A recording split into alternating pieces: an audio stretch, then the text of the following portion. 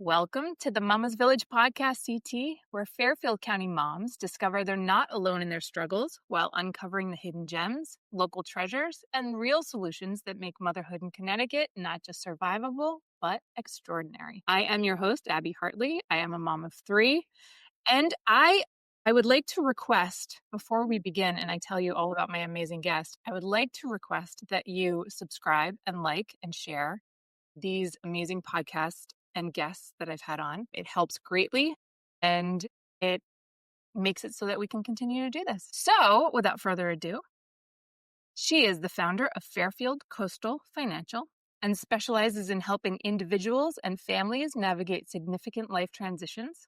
She believes financial planning is more than just numbers, but about goals and aspirations. Today's guest is Michelle Hobart. Welcome, Michelle. Thank you so much. Thank you for having me. Yeah, of course. So tell me about yourself, your kids, your business. Sure. So, again, my name is Michelle Hobart. I live here in Fairfield. I have two children. One is in eighth grade and one is in fifth grade. My daughter is in eighth grade. Son is in fifth grade. I've been in Fairfield for I can't believe it, about 12 years now, which is just amazing. I'm originally from Long Island, but ended up in Fairfield like so many other Long Islanders. It's very similar, I think, but it's a little bit softer here. So I absolutely love it. I live near the beach. I'm able to enjoy the luxury of the water and being close to in town. I do think that we're pretty spoiled here in Fairfield. We just have so much at our fingertips, and it's fantastic. So you're in finance, right? So that's Yeah. your business. I'm a financial advisor. I have been in the industry. I'm 49 now, since 22. I don't even add the numbers up anymore because it's so depressing. So yeah, I've been in the industry for a very long time. I took breaks here and there, but started off in New York City. I taught for a year. I was actually had my own little catering company for a year, which was really fun. But then I always found myself coming back to this path. And then when I moved up to Connecticut, I started my own practice about 6 years ago at Ameriprise and spent a few years there. And then eventually took my clients from Ameriprise and obviously continued building with Fairfield Coastal Financial about a year and a half ago. And it's been amazing. And I clear through LPL Financial, but it has been kind of a dream. I never thought that I would leave like the bank circuit because it was just such a great place to learn. And I did it for over 20 years, but you don't really take ownership of your business because the business belongs to the bank, but the clients are kind of there already. So now I took the leap of faith to build my own client base about, like I said, 6 years ago. And it's one of those things where it's like, why didn't I start doing this sooner? Because Good. yeah, it gives me the flexibility to run the business the way I want to run the business. It's about so much more than numbers and market returns. Obviously, that's the most important thing, but it is such an incredibly personal topic in people's lives, and it affects, money affects us in ways that I don't think that we really want to admit, but it's true. It's when I have some of my most meaningful meetings in my office with clients, I have a tissue box there for a reason. Yeah. It's almost like because people are talking about things that they don't feel comfortable talking about. And it triggers a lot for people. And it's normal to get emotional when talking about money. And I think, being able to connect with your clients in that capacity, to empower them to be able to talk about their finances and then furthermore make decisions it's a really big deal Yeah. for many people. Yes, it absolutely is. We have a really important topic about finances and about money, where it comes from, things that we need to be talking to our spouses about, things that we need to be talking to our kids about. Really, really important topic today. Before we dive into that, I'd love to get into some Fairfield County hidden gems. Do you have anything that you'd like to share? I mean, I love the food here. I love the restaurants here. What have I been loving lately? There's a new place that just opened on Post Road. It's called Cosetta. Have you heard of it? Yes, I've heard, but I haven't been. Yeah, it's right by the pantry, which people know where that is. And they just opened, not that long ago, and they have like artisanal pizza where you can get burrata pizza, truffle, this or that, and it's like, plus they have all the different paninis, like the prosciutto and fresh mozzarella, all that good stuff, and you can get it by the slice, and it's super cute inside. So sometimes I'll just find myself popping in for that. I'm also a regular. My kids and I are regular. The owner, when we walk in, knows us all by name. This Nordic Fish is like my favorite. Oh. Yeah, and a lot of times if I'm in a pinch and I want to grab, something to bring to someone's house, or people are coming over, I'll just call them and get a sushi platter. And their sushi is just so good, and That's it's amazing. just there's so many great places. Wild Rice just opened back up again. They Mhm. were a staple here for years and then closed for 3 years, and now they're back, and that's amazing too. So I take full advantage of the restaurant scene here in Fairfield. Yes, yes, that's amazing. Just recently, speaking of like, a little pizza spot, there is one right in Westport. I went on a walk between Campo Beach and I don't even know, I guess that's Is it Sherwood or Greens Farms. is it light pizza or something like that? It's just Old Mill Grocery and Deli, and they have, Oh, I yeah, it's really small and I don't know, it's great. I mean, it was perfect. We didn't even know it existed, and we just my sort of god. stumbled upon it, and we were, like, so hungry, and we were just like, "Oh my god, this That's is." good to know because I could eat pizza every single day. There's a new pasta place that opened, like, right by, where is that? Like, the Sportsplex? I don't know the name of Yeah, yeah, yeah, yeah, don't know the name. yeah. I'll have to I try think it out. I'm gonna take the kids there and hit that tonight because I love the restaurants, and I lived in the city for 7 years, and this, like so many people from Fairfield, they came from the city, and I am not disappointed at all with Yeah, the restaurants here. We are very, very spoiled. absolutely. What are you watching, listening to, reading? I just finished what's that show? Nobody Wants This? Oh, Adorable. you So love it? cute. So easy to watch.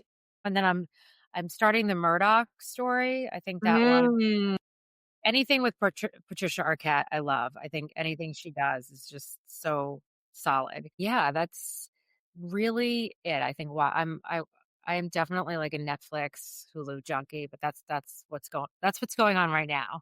And then I'm rereading this book. I think I told you this is Breaking Money Silence. This yes. is a book that I read when I did a workshop about kind of what we're going to talk about tonight. And so I'm rereading that book, and that's got some really interesting information about some of the stuff that we're going to talk about. Yeah, great. So, yeah, reading that. Perfect. I am reading Don't Tell My Mom. Yes, Love her. I had the author on last episode, so she is amazing. She's amazing. uh-huh. I started that, but I'm kind of like Yeah. but it's hard to read two at the same time. So as soon as I'm done with this, I'm going to, how has that book been? Doing great. It's wonderful. It is so, you expect that it's going to be like this, get really dark, and it doesn't, which is kind of very Really? nice. It's like just the right amount of, teenage drama. So it Ugh, doesn't feel like it's overdoing it, which is so wonderful. I was yes. so expecting, like I'm a television producer, so I'm expecting like drama, drama, drama, where's the murder? Where's the this? Right. Like all of that. And she didn't do that. And it feels very Judy Blume, feels very, I love just that. like wholesome and wonderful. So yes, I'm very much enjoying I'm it. excited. Yes, I have it. I ordered it, when I met Mhm, the author as well. mhm. So I'm very excited because Yeah. I have a teen daughter, and that is Yeah. it's a challenge. Yes. Yes. Yes. So hopefully I'll get some solace from that book. Yes. I think so. All right. So let's dive in. So tell me I obviously want to know everything there is to know about how to make my financial future better. And I know that you can give me all of the answers to that. Well, You and I have had conversation mhm. before we started this podcast about what you were calling money silence and how important it is for a relationship to not have money silence. And Right. it doesn't even matter what kind of relationship. So I want to know everything because I struggle myself. But when we aren't able to have these conversations about money, like bad things happen. So can you just elaborate? Tell me about money silence. Yeah, absolutely. So the first statistic that I think I had mentioned before, and this is whenever I mention any type of statistic, it is from this book, is one out of every six Americans does not talk about money. And they would actually prefer to talk about politics or death. Like people are that uncomfortable talking about money. And this is something, again, that has started centuries ago. Again, according to this book, this started with our British founders who found it very tacky and taboo to talk about money. Some say it were the people who had wealth wanted to protect it by not talking about it. So there's all different reasons as to why there is this ongoing money silence. And just to for our listeners, the book you're referring to is called Breaking. Breaking money silence. Yeah. It's just based on a lot of different studies. And there's the woman who wrote the book is basically trying to break those cycles, Mhm. almost like a Me Too revolution, like that sort of thing, like try to just change the way it is, because this is really the way we are. People are uncomfortable talking about it. And I think it's also important to realize that this started a really long time ago in your life. I know that I can think about specific things that had happened in my life as a child that involve money that has definitely formed the way I think about money, has definitely had the ability to trigger me about certain things. I mean, just I can remember growing up, and my dad would probably not be happy that I'm telling this story, but we had new neighbors that moved onto our block. And I was like, "Oh, dad, the neighbors just moved in." And he asked me what kind of car was in the driveway, And again, my father is fantastic. He is my love of, like, he's my Mhm. role model in every way. But he has his money story too. He Absolutely. worked his way up. He's from Queens. His dad had three jobs. My father became an attorney. He scratched and clawed. That's his money story. Those are the things that, he was programmed to think that a nice car in the driveway means that you've made it. That means you're happy. That means that you succeeded. It means that you're smart. It means all of those things. Hopefully, we're starting to break those patterns down. Generationally, we're a lot different than we were. Like the baby boomers, like my father, they were spenders. They were different than like someone, in our generation. We're not quite like that. We're a little bit more skeptical Mhm. than the baby boomers. So it's all very generational, but that kind of stuff, those one little nuggets that you get when you're that age, 7 or 8 years old, they kind of stick with you. And then what about, kids coming into school and bragging about some pair of fancy sneakers they got, or they're coming in from spring break all tan because they went on some fancy Caribbean trip. And the kids that didn't kind of shrink in their seat. Why don't I have those things? Why do they get to do those things? Are my parents not as good? Do they not love me as much? Are my parents not that smart? No, that's just where they chose to allocate their money differently. Mhm. These are all of these things, they start off so much earlier than we think that they do. And it's really kind of sad when we Mhm. think about it, that kids have so much on their plate, and to kind of feel that they're losing already if their parents aren't spending the money the way Mr. and Mrs. Jones, for lack of a better, like, that's kind of what it is. And the worth that's tied to that. Yeah. And then there's religion. There's differences with religion. Christian religion, there's verses in the Bible that talk about money being evil. Mhm. And whereas, there's Yiddish proverbs that are celebrating money and wealth, saying, if you have money in your pocket, there's one Yiddish proverb, I don't remember exactly, but if you have money in your pocket, you're smart, you're pretty, you can sing, all this. And I know I'm going back, but these things are really, Yeah. they're deep rooted, and they don't the feelings that we have, they don't come from nowhere. And money is a huge part of that. It's not just, it's not just a means to buy things. It really symbolizes so many other things to us, and we're not even talking about it. So it's really like a phenomenon that it's controlling so much, it's triggering so much, but we can't talk about it. And Americans don't feel comfortable talking about it. And not only is what it is, but it's even happening within families and within a really close relationship with spouses, with parents, with children. And it causes problems, and it Mm, causes serious problems. They're not like little problems like, my brother's an idiot problem. Relationships are severed because people don't have the ability to talk about money in a constructive and conventional way. wow. Yeah. Talk about, for example, what does that conversation look like? Well, it depends. We all know that unfortunately the divorce rate is very high. Yeah. Some say it's over 50%. And the number one reason why people get divorced is money. It's not infidelity. But you hear it's almost like it's funny. Not funny. I'm thinking about it now. Like you watch a TV show or some sort of series and there's a marriage that's on the rocks because there's cheating. But really, the real story is when the marriage ends, statistically speaking, it's because they were fighting about money. And that's because they didn't ask the proper questions. And of course, people are young, people are silly. It's like we get married, nobody asks the questions that you're supposed to ask. Like we were saying before, it's easier for a couple to be like, I want a golden retriever, or let's get a lab, or how many kids do you want? But how are you raised with money? How did your family treat money? Education as important to you as it is to me. Would you be open to sending our children to private school? Do you want our children to pay for college? Is it all on them? How do you feel about managing money, about saving versus spending? I mean, all of those things.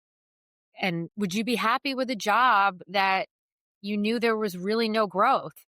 Well, what if the husband or the potential husband says, well, money doesn't define me. I'm fine with a job that is just secure and my job doesn't define me. Well, I know that I want X, Y, and Z for my life. And you're not going to you're not going to kind of put the pedal to the metal to try to make as much as you possibly can so we can have the things that we want as a family. And that's not a terrible thing to admit to, Right. you And know? it takes a level of being able to look at yourself and really understand yourself, really understand your past, really understand how you were brought up, because you could very well have a conversation like that, but not have the self-awareness to be able to say that this is how you grew up, that this is what you actually like, this is what you actually feel. So then until you get there, you don't actually know. Why should anyone apologize for the way they feel? That's right. Yes. And why should anyone feel shameful for their goals that they Uh-huh. that they want to achieve in their life? And it's if these things are not talked about or it's not to say that you're going to have a 100% agreement, but you have to understand where each person is coming from because again, it is the number one reason why people are getting their marriages aren't working. Not to jump into another relationship, I actually find this even more important as I'm getting older. So we're all getting older. Is the money silence between adult children and their parents. Yes. It's mind blowing. It's absolutely mind blowing that, if God forbid something happened to your parents, are their beneficiaries listed correctly? If they're not, like their assets are going to go through probate, which is a really long and tedious process. That's Mhm. going to happen. Do they have executors on their will? Is there someone that's going to handle everything? Is there a healthcare proxy? Who do you have a financial advisor? Who is she or he? Because they're going to be the ones that are going to help me navigate and separate assets. Is there a CPA? Is there an attorney I should speak to? Did you create a will? How is everything separated? I mean, it is something where, especially with their house, at least with accounts, accounts usually have listed beneficiaries, but who's getting the house if there's no will? Right. Can you imagine? And what if Yeah. there's siblings that don't get along? Not to mention, these could be siblings that do get along, but because of this situation, they will no longer get along. Right. I mean, It's people amazing how that can actually tear a whole family apart, and the deceased has no idea what they did just because they couldn't have the conversation, just because the conversation was so untouchable. comfortable for no Yeah. reason because of these, again, these feelings and emotions that we have ingrained. I mean, I Yes. know that I grew up in a family where we did not talk about money. It was something that but it was celebrated, Right. when Absolutely. it was definitely Absolutely. celebrated. So, if it was, you know, dad had a great year, I was very fortunate that we did a lot of wonderful things. It was celebrated, but we never talked about some of the other things that are attached to that, Mhm. and I think that again, that carries, and I'm trying to figure out how to break those cycles Yeah. with my children. I think it's really hard living in a place like Fairfield too, Yes. where, the kids are really entitled. Not all of them, but they've got a lot, and I know it's not just Fairfield, it's a lot of towns in Fairfield County. We're very blessed. Westchester County, Fairfield County, the It's whole not yep. everybody, and I know that, but they're seeing it. And it's not just Fairfield. I shouldn't even say that. It's social media, Mhm. they're seeing all of this stuff, Mhm. and it's just more, more, more, more, more. Attaching their worth to it and attaching their self to it. Absolutely. And I think that can be very dangerous and hard to navigate, and something that now that we do have awareness about, and now I think we do have a little bit more awareness in that I can tell that parents have more. I mean, we certainly didn't have any sort of financial, like in high school. I went to a private school. I should have known a lot more about finances than I did, than No, I do now. I And know. there should truly be a financial literacy class, and that should be something that They're and starting. starting. Yeah. Yeah, they're starting to do that, but I don't know I don't know. The thing is like, what are they going to teach people? They're going to teach people how to balance a checkbook. They're not going to teach people that, you know, money doesn't define you, Right. and that you have to work really hard and it's not something that you're entitled to. And if you don't get where you need to be, like, you're not a failure because you don't have the biggest house on the block. And you need to kind of, find out, what it means to you. Like, there's a lot of different words that you can think, like, what word do you associate with money? I mean, for me, I feel like it's independence. It's being able to do the things that I want to do. So there's just a lot that goes with the whole topic of money. And I guess that maybe they're too young to really Well, get all of we that. yeah, I mean, I think you talk about it in doses too. I mean, if we were gonna give some tips, for parents on, and moms specifically, well, firstly, I think that for, just taking the mom population, right? Because that's generally who I'm trying to talk to the most of this podcast is just the mom population, and just like what they can do, what moms can do to sort of make sure that their financial future is safe. Have an episode about that, and about like making sure that you have your own credit cards, and make sure that you have your name, on certain, you know, utility bills and things like that, just so that you're still in the mix of it and you're not completely letting everything go to your husband. That can Is there anything else though when it comes to, let's say we're not just complete, we're working moms, we have a budget, we have, but I'm not necessarily sure where to allocate money. I just kind of like go with it, and like, I'll put a little over here, I'll pay some over there, and I'll, Right. like I don't really have a Right. strategy, but Yeah. I'm just kind of like doing it. Like, It's when you feel like thinking about it too. Yeah. yeah, yeah. I mean, once a month, I'll be like, I feel like I should pay off a little bit more of this, or like So whatever. there, no, again, it's when you kind of feel like in the mood to do it. Yeah. So there's one strategy that always makes sense. It's the 50-30-20 rule. So of your salary, let's say your household salary, 50% should be going towards living expenses, like mortgage, utilities, car payments, insurance, all that kind of stuff. And the 30% is kind of like the wants, or the needs on steroids. Like, I need this, I want this. That's 30%, which I think is pretty generous. Yeah. And then 20%, this is just a rule of thumb. You can always adjust a little bit. And then 20% is towards savings and investing. Mhm. You should be doing savings is for money that you need really soon. That's something that you want to, and they always say to try to keep 6 months of your expenses in a liquid account. I think that some people have it and some people don't. Mhm. In a perfect world, everyone would have that, but it's hard. So they say to have 6 months of liquid funds, and then once you kind of get past that, then yes, you should be investing.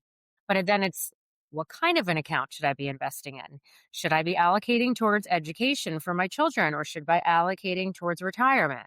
This is a huge thing, for people. Right. And I always say, it's like all of my young families that come in, I'm like, let me guess. You're concerned about retirement, college education, and you want to do a renovation on your house. It's always something. It's always that. For renovating the house, it's a great idea to use leverage of your house as the asset, a home equity loan. Mhm. And any type of work that you do on your house, the interest in the home equity loan is a tax deduction. So this way you're not kind of depleting your liquidity to do that. Mhm. Then you want to make sure if you're saving money that you're allocating it towards a money market account. It's not just sitting in a checking account or a savings account. Money market rates have come down a little bit, but they're still very good. They're, probably a little under 4% right now because the Fed has lowered rates, but that's still a really nice rate. Some people will have that money sitting in their checking account. It's crazy that you're just missing out on free money. Mhm. And Yeah. then anything after that, then you start thinking about the education and the retirement. And that's a whole nother conversation. That's what I help people do. And another little thing is that always keep in mind that you can't borrow for retirement. You can borrow for education. It's very daunting for young families, parents in their 40s, 50s to be thinking about, I say 50s is young now because I'm getting closer. It's very daunting to think about retirement and education for the kids. Mhm. Like I said, you can borrow, and there are other caveats, so to speak, for education, but you really can't borrow for retirement. And having that time on your side is the best, besides money, it's the second best commodity that we have. So, Mm. that's important to think about. That's kind of the basic, that 50-30-20 split is to try to stay in those guidelines. I would sound redundant and, generic if I said don't buy lattes and, all that kind of stuff. We kind of know that. We know where we're doing wrong. We're old enough. We're Yeah. pretty smart at this point, I'd like to think. We have enough life under our belt that we know that getting the Uber Eats and the lattes and getting a bag because you saw some influencer, I always say give it some time, give it like 30 before a big purchase. Give it like, 2 or 3 weeks to see if you're still thinking about it and you still want that. But we know all the things that we're doing wrong. And I do find that those apps are really good, like the Rocket Money or Mint, which I think is now, I forget what that is, where you just hook it up to your debit card or your credit cards and you see everything that you're spending. And it Mm. even like breaks it into like a pie chart. So you see I'm spending 25% in dining, 25% with in retail. And then you can kind of you got to just check in with yourself, Right. and that's it. And the only way to do that, everyone says like, oh, don't look back, don't look back. You got to look back a lot. You got to look back a lot. So it's like, oh, look towards the future. It's like, no, no, no, no. You got to look back. You have to see what your history is and what you've been doing. Barometer of your life is looking back. You look back, you don't stay there. You just look there. Yes. Look and And see you what. just look to see what you're spending, what you're doing, how are you growing? Is your income growing? Are you in the right spot? All that kind of stuff. But Right. it's a tricky time. It's hard. It's exciting, but it's also, very confusing time money wise. It's a lot of stuff being thrown at this generation. Do you feel like it's helpful to have like a monthly budget that's a literal Excel spreadsheet that do you feel like that's a helpful thing? I do for some people. Some Mhm, people need that. mhm, That's something my only issue with, budgeting or and the inflows and the out is that they are so unpredictable. mm, It's so hard, it's like, could I predict that I needed new tires this month and that was going to cost me XYZ, There's always things that come up. I always say that there should be like a shit happens column because right. you can't plan for it and you can't expect it. It just kind of is what it is. But I think it's good for certain people. I think some other people, it's not really going to, again, that's a personal thing, a personal preference. I think, again, I don't think it's going to make or break you. I Mhm. think you just have to be aware of it. Like I said, for me, like those apps are really great because you can kind of see everything broken down. Tell me about lifestyle choices.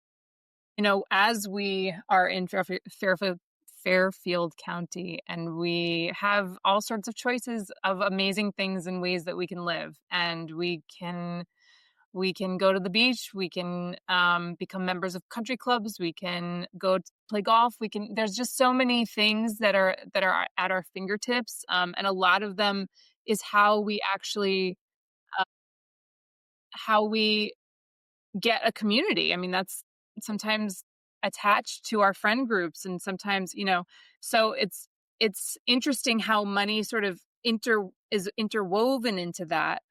Tell me about how you feel and what you think a need versus a want is when we're talking about that kind of connection that you have.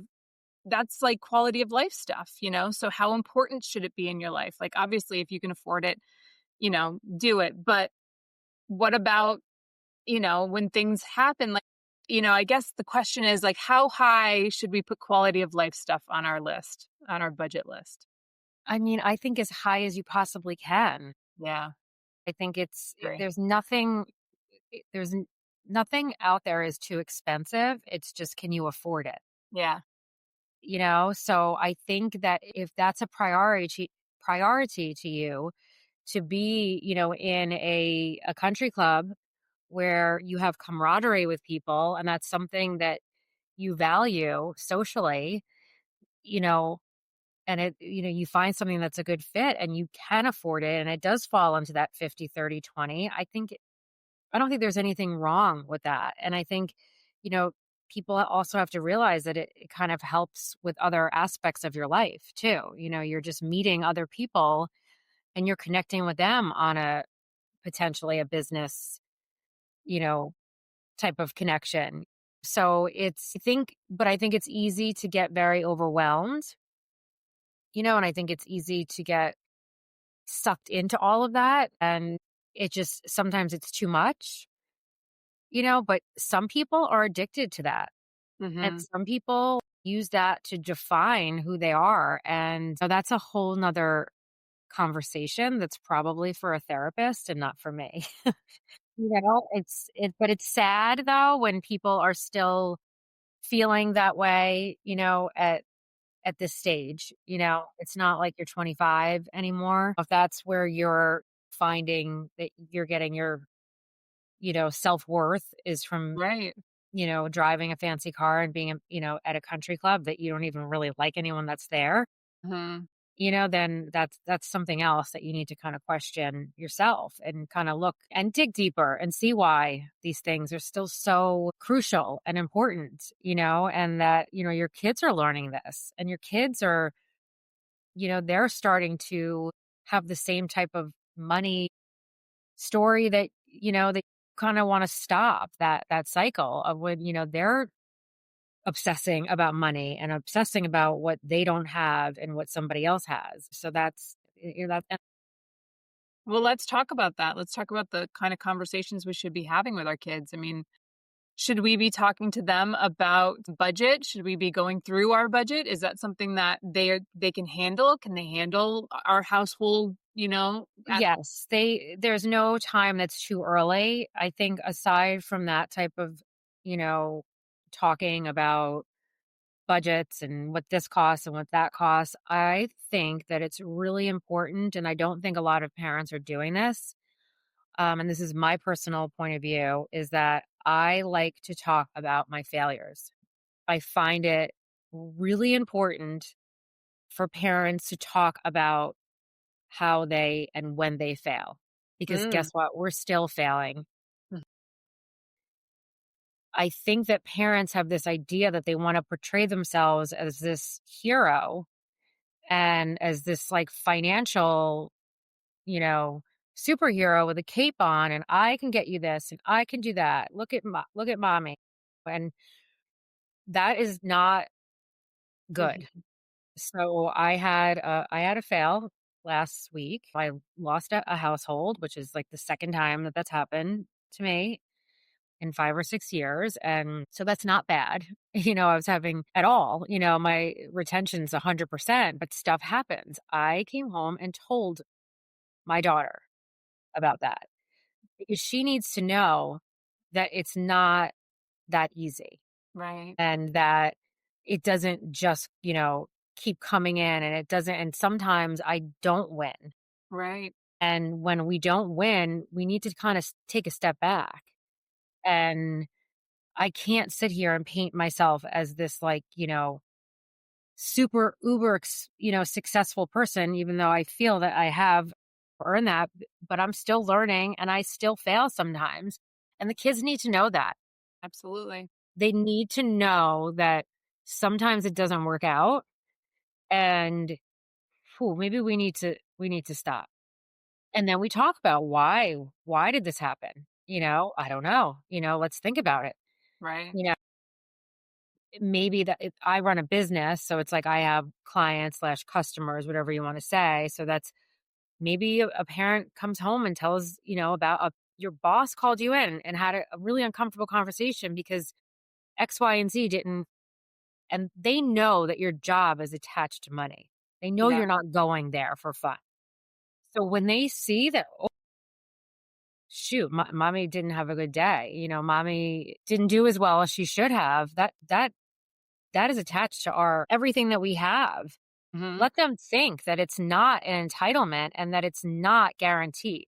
Right. So that's been a new thing. And I feel like when I tell them different things like that, I don't want to have to I don't want to have a lot of fails, obviously, but I think it's important to talk about those things. I think it's important to talk about how you were raised and how you were raised in some of the wrong ways. So Yeah. that, they can see, the differences between that. So I think they need to hear the good, the bad, and the ugly. I agree. I just recently ended a show, which meant that, and I didn't have a show right after, which meant that I was dark. And when you're dark, you don't make money. Right. Um, and I contemplated whether to tell them or not, but they're old enough now. They're teenagers. They need to know that, you know what? Not everything is, lined up and not everything works out Yeah. and so they knew, and they knew how hard I tried really hard. I got another gig and thank goodness for it. But like it was one of those things where, for a minute there, they knew that I was like busting my butt, Yeah. like busting butt to make sure Yeah. And that they need to see that. They need to yeah, see that struggle, absolutely. and it's really important. I think some of the best, lessons that I had was, when I was first married, there was a point when I'm divorced now, but, we were in really bad shape financially. It was, during the time when I was being, a caterer. And my husband at the time was starting a business and he was financially irresponsible and, you know, buying things hand over fist, and it got really bad. And I swear that has put an imprint on me in my soul that I will never forget because it got really bad. It was like one day I came home and the lights were off. Mhm. And I was too proud, which is, another part of my money story, to ask for help from anyone because I don't talk about money a lot and I'm trying to fix that. I'm very private with that kind of stuff. And I felt so ashamed, Mhm. so awful. And it's something that failure has molded who I am today, and I'm so thankful that I had that terrible time, Yeah. you know? What's amazing about that is it possible for for people to go through this life and, like, never feel anything like that? And that's the thing, it's like, I I know, we've been through that. I know people that it's so much more common and people get through it, but they never talk about it. We never will No, talk about those hard times, those hard financial times. We act like nothing is happening. We act like it's all fine and can that you yeah, everything's under control. can you imagine if someone had the, you know, strength to be like, "I can't do that. I'm living paycheck to paycheck right now. I can't I can't go on that to that whatever." Nobody would ever do that. It is so private. It is. It's amazing. It's just very Yeah. shameful. It's Mhm. almost like the way we treat Shameful, it's yes. like the way we treat mental illness. Yes. It's like people are like, "Oh," no one's gonna sit there and be like, "Well, I was just diagnosed with, like, manic depression," you know? Right. Why is it okay to be like, "I have eczema?" You know what I mean? It's like it's just falls into those topics of being again, it's just it's too bad because Yeah. it shouldn't have to be that way, but it is. Yeah, ultimately, it does affect every decision that we make. I think about this a lot actually because much of what I do, the whole reason why I do it is because I want to be able to support myself, my family. I want freedom for myself, for my kids. Like every push that I make in my position, every like and if you see the hunger in me, it is all because of that. Like Right. it is all due Yeah. to that Well, and that's it's your not why. Yeah. but people when you go to a job interview or when you talk about your job, it needs to be like your passion for the and it's not that I'm not passionate. I am. I love doing this, but at the same time, like I'm pretty passionate about how free I want to be. I'm pretty passionate about how I want to be able to raise my kids. I'm Yeah. pretty passionate about that. That's pretty much a Right. big So passion. why right. So, Why is it but so hard to talk about the way we feel it's about right. it when it Yeah, has so many, important things that are associated with it? So that's it's very interesting. Yeah. yeah, so I mean it's too bad, but that's where we're at and hopefully we can start changing that, Yeah. but Yeah. only Without once it being tacky, yes. as we would Yeah, say. I mean, obviously there's a time and a place. Like, I don't want you to walk in and be like, "Oh, I just made like, XYZ. I'm awesome." I don't need to hear that either. Look at my this, look at my that. I mean, that's the worst. No one wants to be around those people. Right. But, no one wants to talk about money but we should be able to talk about it with the people that are closest to us. Yes, yes. No, I don't want to hear about people's I got this and look at me. Like, I don't need that. But we should be able to have the conversations with people where it affects each other. Especially in our house. We should be able to have this conversation in our house and our Hmm. within our family structure, 100%. And if we can't Absolutely. who cares about whether we can have it on social media or we can have it with our friends? But really we should. The fact that we can't have it in our house is Well, it's costing us more money not to talk about it because divorce is expensive and, going through parents passing and having to hire people to navigate all of that business is expensive too. So the silence is very costly when it comes to, these types of topics. yeah. So number one takeaway that you want to tell all your clients, what is it? I mean, I guess besides, just being able to talk about it, I don't feel like anything with money should have shame. Yeah. If you don't feel like, I have so many women that come to my office and they're so scared. There's nothing to be ashamed of when it comes to your finances and money. Mhm. You didn't extort money from old people. You didn't rob a bank. There's nothing to be upset about here. You just, this is not, for some people, it's not their wheelhouse. So I just think all of the triggers and the way that you were brought up and the things that, might have hurt you before, and it's okay to admit it and to admit these feelings and how they've controlled a lot of aspects of your life, Mhm. your thoughts. That's okay.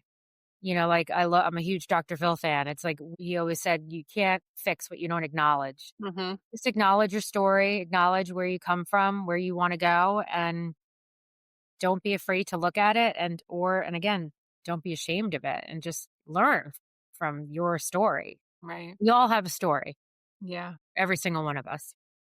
Yeah. What a great topic. Thank Yes. you so much for coming Thank on. you. Thank you so much. This is really, really important stuff. Yes. So I'm excited. Thank you. Thank you so much. All right. Is there anything else you want to say before we leave? No, no, just thank you so much for having me. I appreciate it. It was so fun. Yeah. All right. Thank you.